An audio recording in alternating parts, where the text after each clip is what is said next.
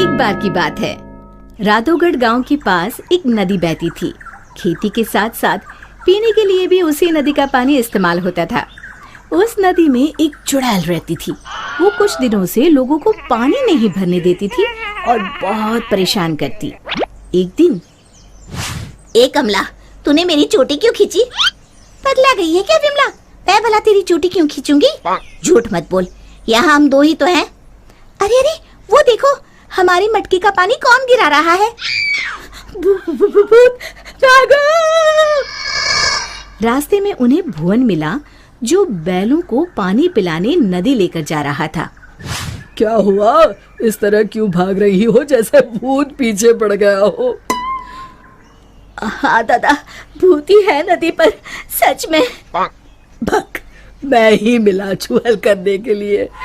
दरन हो गई जिनैया मैं कैसी करूं। अरे क्या हुआ, ये बैल पानी क्यों नहीं पी रहे हैं? और अरे मेरी धोती कौन खींच रहा है? कहीं भूत भागो रे।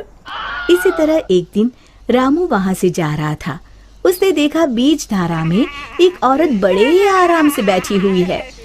ए, तुम वहाँ क्यों बैठी हो? अरे बाहर आ जाओ, मरना है क्या? उसने पलटकर आदमी की तरफ देखा और फिर जोर से हंसी।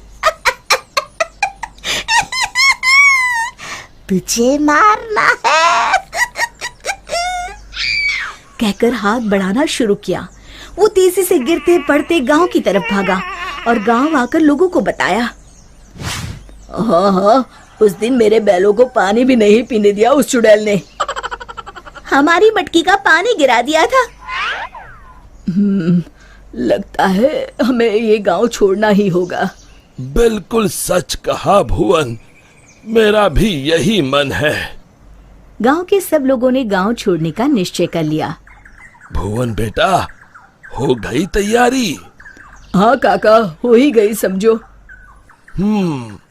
मुझे लगता है क्यों ना हम मुखिया जी के पास चले। हाँ, शायद कोई उपाय निकले।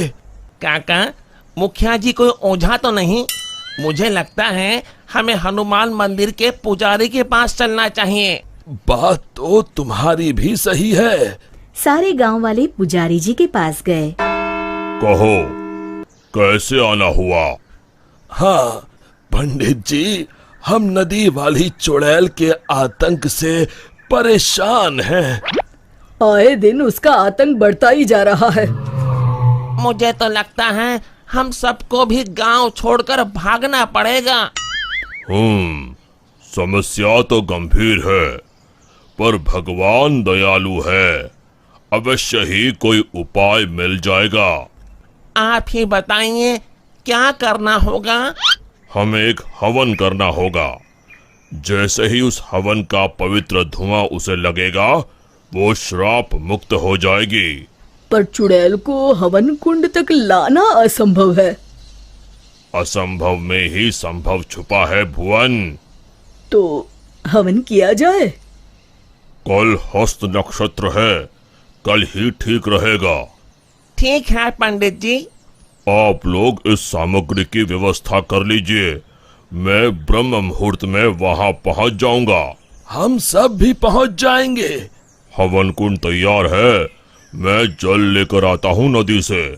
किसकी मौत आई है जो मुझे सोते ही जगाने चला आया? चुड़ैल जी, आप सोइए, मैं तो पूजा के लिए जल लेने आया हूँ। ये नदी मेरी है, इसका पानी भी मेरा, समझे? और हाँ, अपनी अकल को प्रसाद के जैसे बांटना बंद करो, समझे? पर क्यों चुड़ैल जी? क्योंकि मैंने ऐसे कहा। अब चुप, एकदम चुप। चुड़ैल जी, क्यों ना एक शर्त लगाई जाए।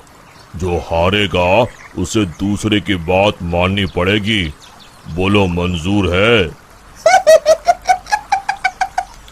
तुम साधारण गांव वाले मुझ जैसी ताकतवर चुड़ैल से शर्त लगाओगे? चलो। चुड़ैल जी, पहले शर्त सुन तो लो। जितना तो मुझे ही है, फिर भी बता ही दो। अभी हम यहाँ नदी पर हवन पूजन कर रहे हैं, आपको उसमें आना होगा। उसके बाद हम सब गांव छोड़कर चले जाएंगे। और नहीं आई तो ऐसे ही रोज तुम्हारी नींद में खलल डालेंगे। ठीक है, पर मेरी एक शर्त है, मुझे कोई मंत्र सुनाई नहीं देना चाहिए। मैं पूजा में भाग नहीं लूंगी।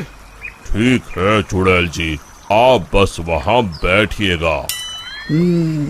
चलो। गांव वाले चुड़ैल को देखकर डर गए, पर पुजारी जी ने इशारा किया तो वो शांत होकर बैठ गए।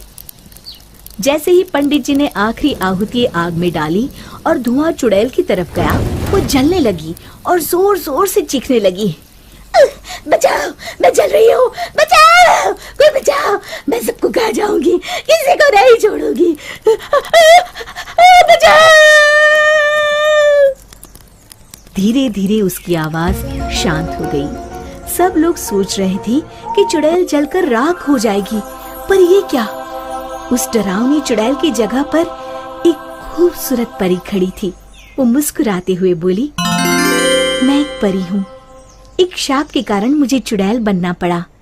आज आपके कारण मैं शाप मुक्त हो गई हूँ। अब मैं परी लोग जाऊंगी। उससे पहले एक वरदान देना चाहती हूँ। मांगो, क्या मांगते हो? अगर कुछ देना है तो ऐसा वरदान दो कि इस नदी का पानी कभी न सूखे। तथास्तु कहकर परी उड़ गई। फिर सब खुशी खुशी रहने लगे। शिक्षा, समस्या की जड़ तक पहुंचे बिना हार नहीं मानना चाहिए।